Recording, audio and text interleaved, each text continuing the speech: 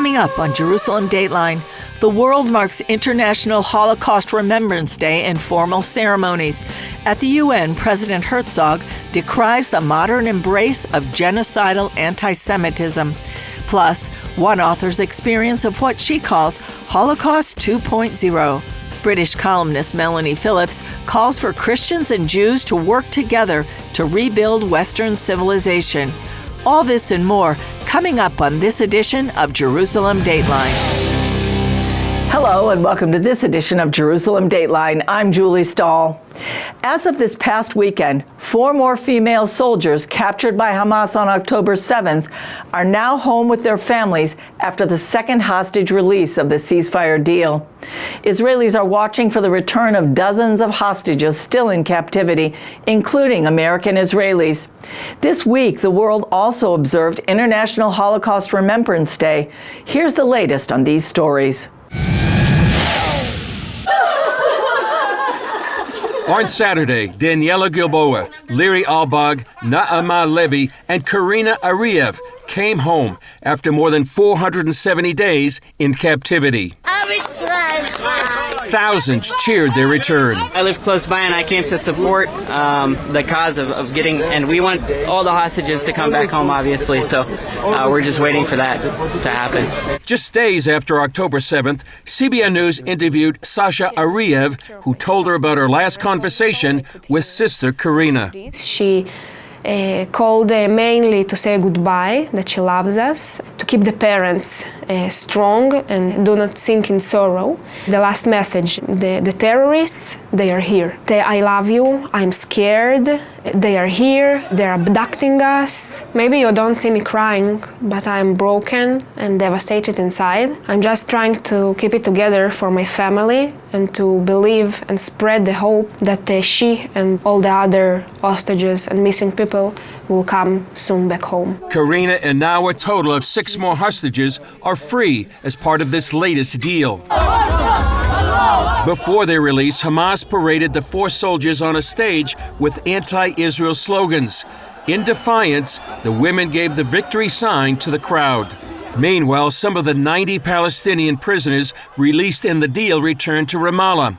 In all, nearly 2,000 prisoners, some who murdered Israelis, are to be freed during phase 1 of the deal. Now, these people, many of them, have the most heinous murders on their records, murders of Israeli Jews, and they intend to do it again. They say many, like British-Israeli columnist Melanie Phillips, love to see the hostages freed, but see the agreement as bad for Israel and good for Hamas. Israel is required to stand back for at least 6 weeks while more and more aid is poured into Gaza. Now, this means that there are 2 Hamas battalions that are still left in Gaza, and Israel is forced to stand by while Hamas reorganizes itself, re-equips itself, recovers its powers, exists, survives, and consequently it thinks it has won. Do you see that Hamas is reconstituting itself inside Gaza during this time?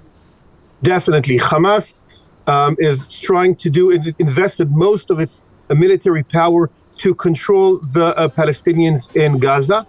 They don't need to invest too much power because the support of the Palestinian people for Hamas is high, but they are investing to be the power to run the Gaza Strip. Meanwhile, Prime Minister Benjamin Netanyahu thanked President Trump for releasing the arms held up by the Biden administration.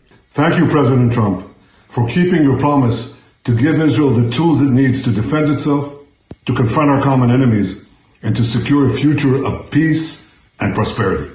Talking with reporters on Air Force One, Trump said he would like to see Arab countries take many of the people of Gaza. Talking about probably 1.5 million people, and we just clean out that whole thing. Meanwhile, on this Holocaust Remembrance Day, the families of the freed hostages are celebrating what they could only hope they'd see. Chris Mitchell, CBN News, Jerusalem.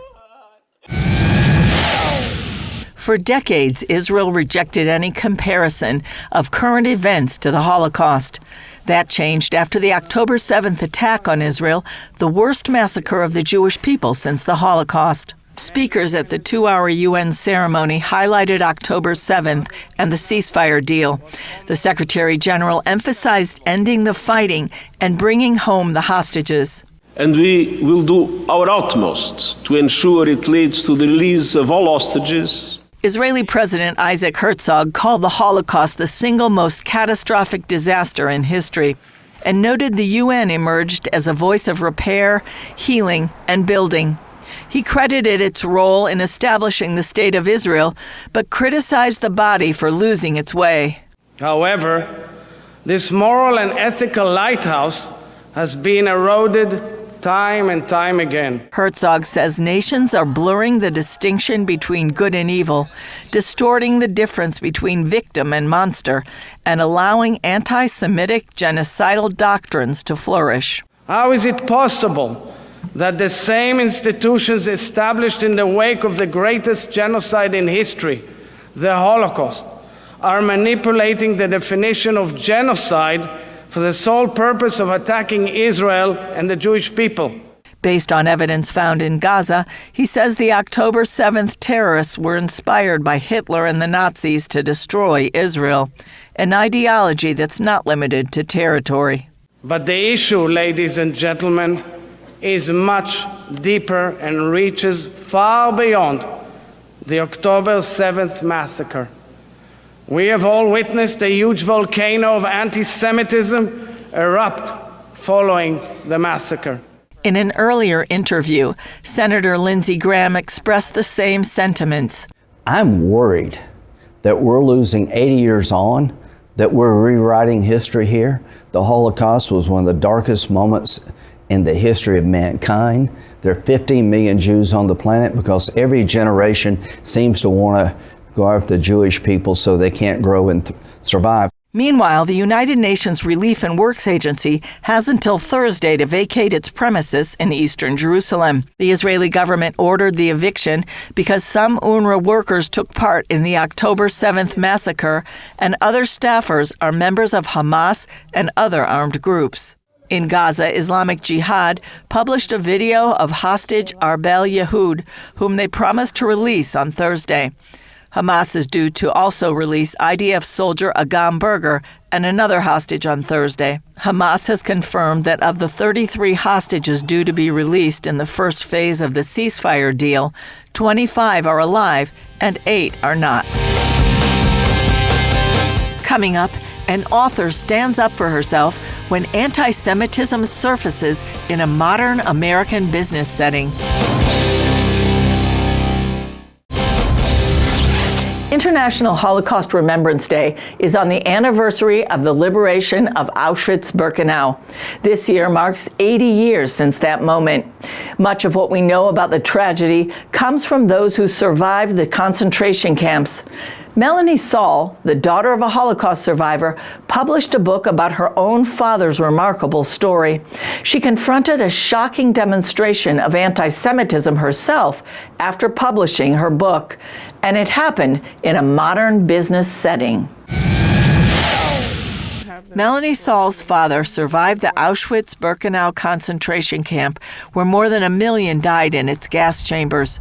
Born and raised in Poland, Moshe Saul was 17 when the Nazis invaded. Growing up in the U.S., Melanie knew her father survived the Holocaust, although he didn't share what happened because he didn't want to burden his children. Melanie eventually interviewed him around age 85, and Moish told her what he remembered. She wrote a book entitled A Daughter of the Holocaust. In it, she writes, "My dad often asks throughout his life, why did I survive and the rest of my family didn't? He has a deep sense of guilt that he lived, and his family members died horrible deaths. Many survivors of the Holocaust have this same sense of guilt." And this book shares his story, but it also shares his coming to faith in Yeshua at the end of the book. In 2024, Melanie self-published her work through Amazon's Kindle Direct Publishing. She ordered 10 copies to be delivered to her son in Manhattan so she could pick them up on a visit to the U.S. Opening the box led to a disturbing surprise. I was shocked to see vandalism, anti-Semitic vandalism. I flipped through the books because I ordered them to bring back to Israel to give to friends of mine. What she found was appalling. Liberate Palestine from the river to the sea. Every single book has something written in Free Palestine. Every one of the 10 books, so they're not useful to me at all. After Melanie initially contacted Amazon, she was refused assistance, reportedly because the time limit for making complaints and receiving customer service had expired. Then CBN News notified Amazon of the issue, and a spokeswoman sent us this statement. We have zero tolerance for book defacement and have contacted the author to apologize. We immediately launched an investigation and will take appropriate action based on our findings. Melanie received an apology from Kindle Direct Publishing Executive Customer Relations, which said in part, "First, I want to sincerely apologize, both for your incredibly troubling experience and the difficulties you've had thus far in reporting the issue to Amazon. We have escalated this issue to the highest levels of our organization, as we have zero tolerance for this kind of book defacement." Later, she received her money back, as well as the promise of sending more books. She then reached out to the American Center for Law and Justice for help. Well, ACLJ, as soon as we saw the situation, immediately assigned lawyers who are experts in this area, did research to find out the relevant law, because there's federal law, there's state law, and put together a memo internally, and then put a demand out to Amazon, a legal letter to Amazon, to the general counsel, and he responded the very same day. ACLJ lawyer Jeff Balaban says Amazon expressed concern about the issue and is looking into it. We asked that they replace the books, and they're going to replace the books. Indeed, I believe they said they're replacing multiple copies of the book, so we'll wait and see that happens. ACLJ also demanded an investigation. Whoever did this presumably knows her family's address, because that's where the books were sent. And this could be a very dangerous person. It's certainly an unhinged person who hates Jews. And so it's very important that they investigate and discover who it is and give us satisfaction so that the client knows that she and her family are not threatened by this individual. Balaban says ACLJ is seeking legal repercussions. Amazon has already said they have zero tolerance for what they call book defacement. And this goes well beyond, this was defacement of books, but well beyond book defacement. I mean, this was clearly an act of hate, an act of anti-Semitism. So yes, that person should be removed from their job. Melanie says her father would have been shocked and saddened by the defacement of the books. Someone once pointed out to me that we're going through Holocaust 2.0, where there's anti-Semitic acts all over the world, there's anti-Semitic acts here. It would have just brought back the horrors that he went through the first time.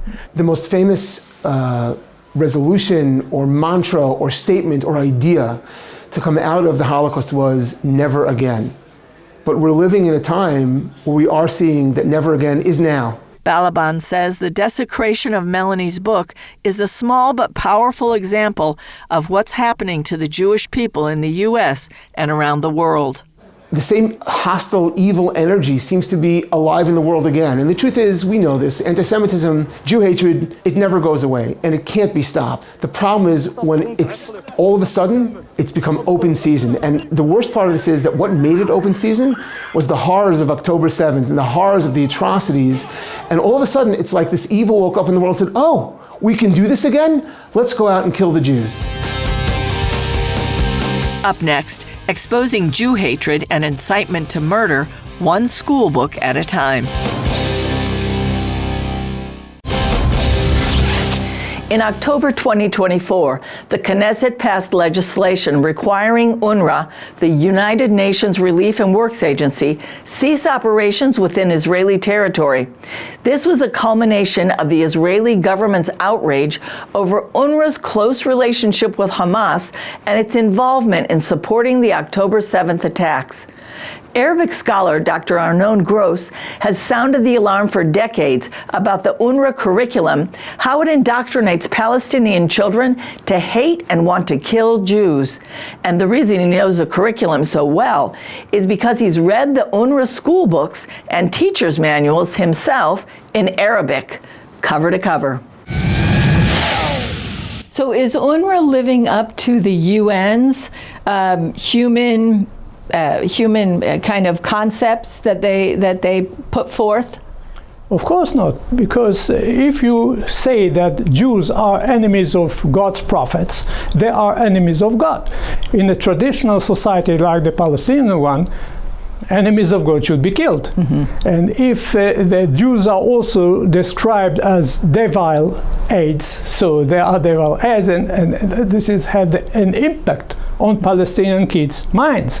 So, and if Israel took the Palestinian land, and it's a foreign entity, and Jews have no past in this country, no holy places, the Western Wall is an Islamic holy place, Al-Burak, and there is no other way than to fight them and get them out of the country by this way or another way.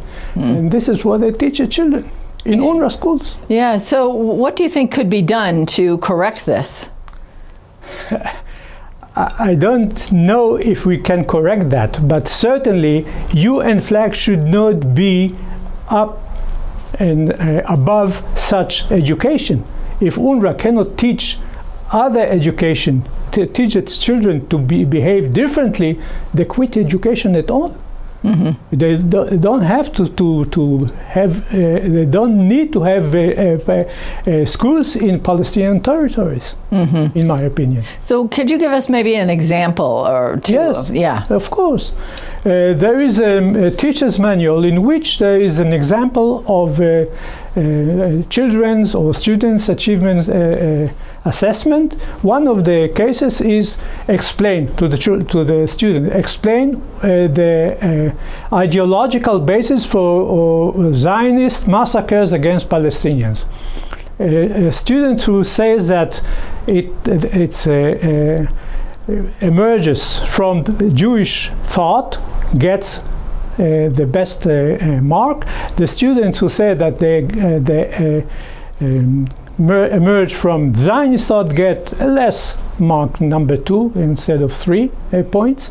And the one who says specifically the exact reasons for the massacres, but with not connecting them to Jewish thought or the Zionist thought, gets unsatisfactory mark. Wow, so it's really against the Jewish people. Doesn't have anything to do with Israel. Hate indoctrination, war indoctrination against Jews in Israel. Wow. And Israel does not appear on any map. The city of Tel Aviv does not appear on any map. They are all foreign. Wow. Well, Dr. Arnon Gross, thank you so much for sharing these shocking things with us. Still ahead, restoring the walls of civilization built by Judeo-Christian values.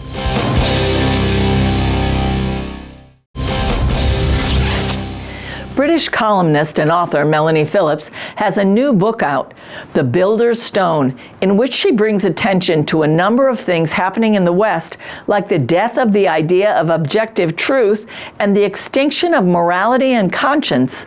The good news is, she thinks it's all reversible if Jews and Christians work together to revitalize their nation's embrace of Judeo-Christian values. Our bureau chief, Chris Mitchell, spoke with her about it, and here's an excerpt from their conversation. Melanie Phillips, a columnist for the Times of London, thanks for joining us. You've just written a book called The Builder's Stone, How Jews and Christians Built the West and Why Only They Can Save It. Tell us why you wrote the book.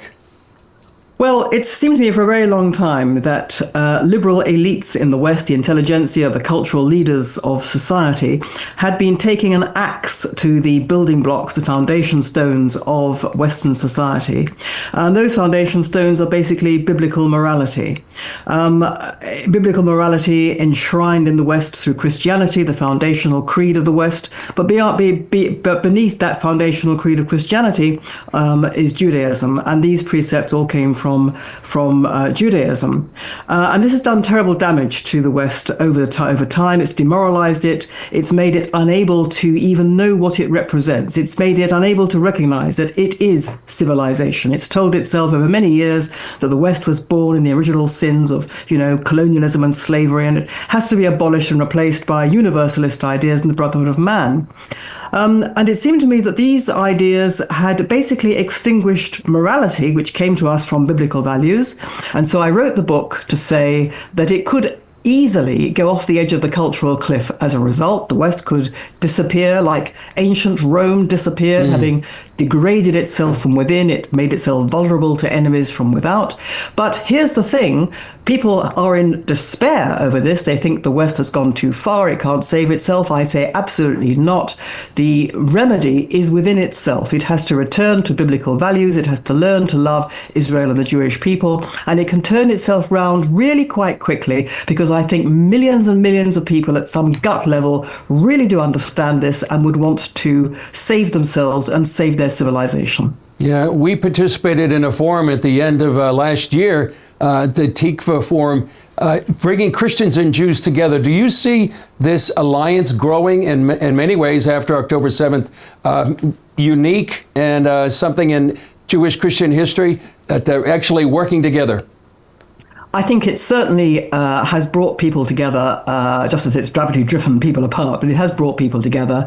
Christians and Jews certainly can work together and must work together. And I say in the book that they should really kind of spearhead an alliance, or what I call a kind of coalition for civilization, which would bring together people from all groups and cultures who want the West to survive. But I think that because biblical values are at the heart of the West, this thing really has to be led. This resistance, as it were, this countercultural resistance, has to be led by Jews and Christians. Now, it requires some adaptation, I believe, and I say this in the book, by both Jews and Christians. Jews have got to stop being so insular and so concerned that Christians are going to convert them. Christians have got to stop having their hang-up, which many, particularly in Britain, perhaps not so much in America, but certainly in Britain, Christians have about the Jewish people being their parent body. And instead, both can see how each can help the other. And I think that, again, a major point of my book is to say this, that Christianity, certainly in Britain, and I think elsewhere in the West, is in quite a lot of difficulty. It's failing to connect to people who I think have a profound spiritual need. You know, the idea that the West said God is dead and then everybody was happy is the opposite of the truth. People are in profound need of spiritual guidance, of a need of having a meaning and purpose to their lives. And I think biblical religion can provide that. I think Christianity can provide that. But what Judaism can help do, I think, is to offer the ways of reaching out to people. Judaism, as I have said, the Jewish people is, above all, its unique selling point, as it were, is cultural survival. That's what the Jews have done. They have survived everything that's been thrown at them, any of which would have felled any other culture. And instead of going under, despite the fact they've suffered grievous losses over the centuries through both persecution and assimilation, they've basically survived and have created triumphantly the state of Israel, while every single culture and civilization that's tried to destroy them has itself disappeared. So I think the Jews have a great deal to offer to both Christianity, the Christian churches, and to people of all faiths and none, lessons in cultural survival. And I think that everyone could benefit from this, but there has to be an alliance. It has to be led. It needs leadership. It needs cultural and political leadership. In other words, with leadership, you can effect change. And that, to me, is what President Trump, whether you like him or not, that is what I am seeing from these early days of his presidency. Well, your book adds to this message about saving Western civilization. Melanie Phillips, thanks so much for joining us. That's all for this edition of Jerusalem Dateline. Thanks for joining us. And please keep praying for the peace of Jerusalem and the protection of all Israel, and for the successful release of more hostages this week, and may the rest of them come home soon. Remember, the God who watches over Israel and you and me neither slumbers nor sleeps. I'm Julie Stahl. For all of us here at the Jerusalem Bureau, we'll see you next time on Jerusalem Dateline.